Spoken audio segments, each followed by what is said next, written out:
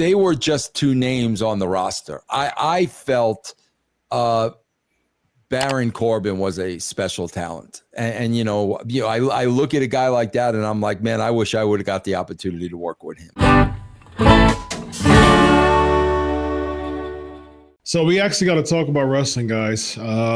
Clearly, we can have a podcast where we're just shooting the breeze and having a good time talking about SNL, and we actually have a lot of fun talking about Saturday Night Live beforehand. Our green room conversations are really interesting. We do a lot of laughs and jokes, but let's get into it, ladies and gentlemen. Let's talk about Baron Corbin, Tegan Nox, and Indy Hartwell being released. EC3, man, I'll give this to you. What are your thoughts on all three of them people being released? Tom and AKA Baron he came in through the system with no wrestling experience, played the game pretty well, and was always one of the cooler, soft-spoken, meat advocate. Good, he's a good dude. And one thing I really liked and respected about him is that he understood the difference between reality and business, where he would do what is necessary and he'd do it to the best of his job. Like he never had an ego about, oh, I'm 6'8", I can't, like he got it. And I think he did extremely well, went far beyond, I think, what a lot of people had pegged him to do. I'm intrigued what he wants to do now because he still has a passion for this. A guy like him and so many others that I've met through this that I became friends with only have had the WWE experience from the day they were signed till, their entire tenure was WWE. So sometimes they never went outside the box and had fun or, did shows and had no leash or control. So I'm intrigued if he'd be something he'd want to do. I don't think he'd be hard off needing the money as much as maybe he has a passion for it, and he'd find more passion doing some outside work. So that would be cool and a good run, and who knows what the future holds. The other two, like Tegan, I knew briefly, but I have not too much familiarity.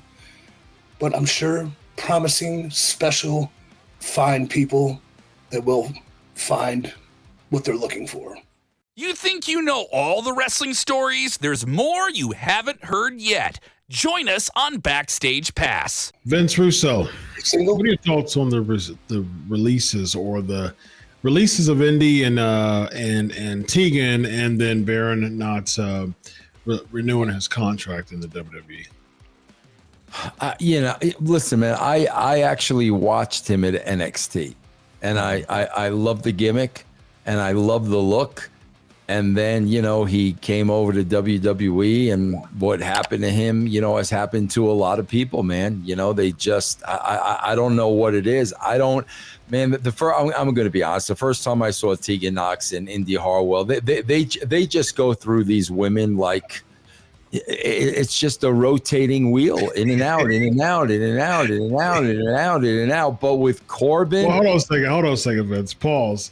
You pulled out of that and you recovered from that very, very well, because EC3, you said they run through this woman, and EC3 was ready for you to he was ready to get the pun out of that.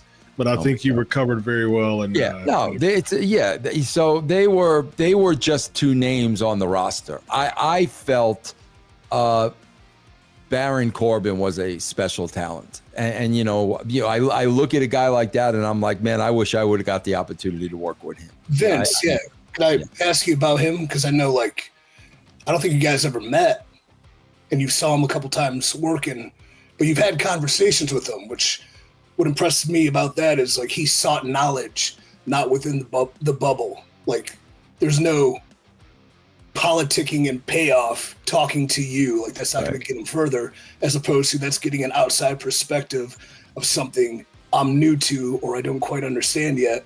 I thought that was really cool. You would just seek knowledge from people outside of the realm.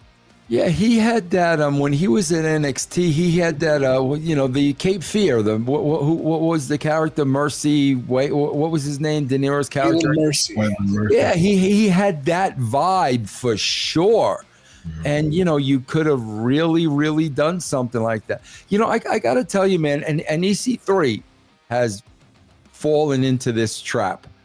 Bro, I got to tell you, man, when you get to the WWE, if they know you are smarter than them, that's not good.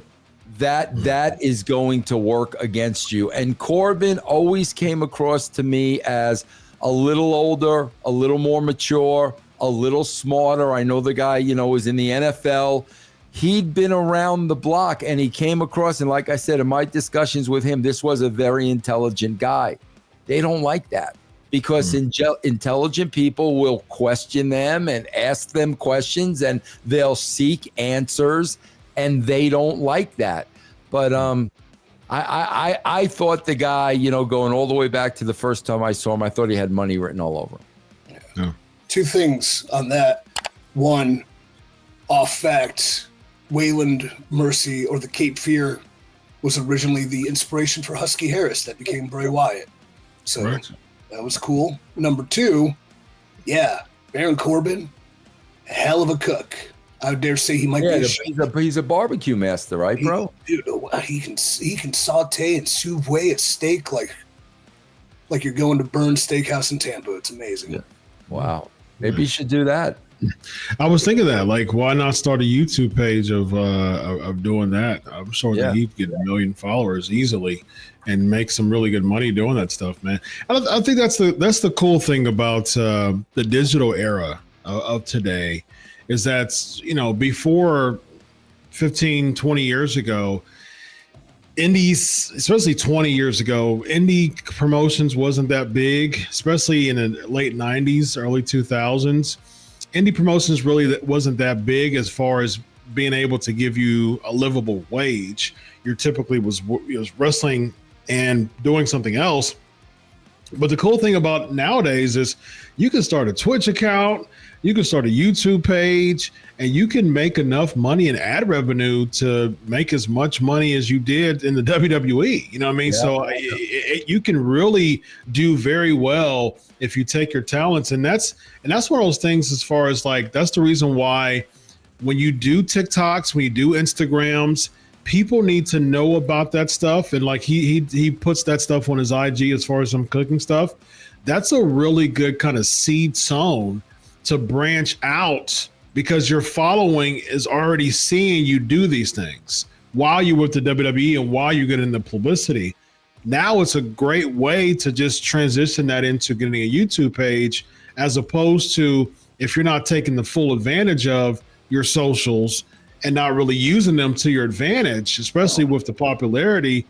It's hard to, like, when you get released from WWE, then you start doing a bunch of posts. Yeah. Well, no, it's a little bit too late now. Now you're still desperately trying to get a following. You're trying to get, people to book you. But no, be you. You know what I mean? Like you and I have talked about this, Vince, as far as like, yes, you can stay in kayfabe, but Baron Corbin cooking steaks in his kitchen doesn't veer too far away from Baron Corbin as a gimmick. You know what I mean? Like it doesn't go too far away. So that's something that he could take full advantage of. So yeah. All right, let's comment below, y'all. Comment below as far as where you think Baron Corbin, Indy Hartwell, and Tegan Knox should go post WWE. All right, let's talk about, comment below your favorite cut of steak.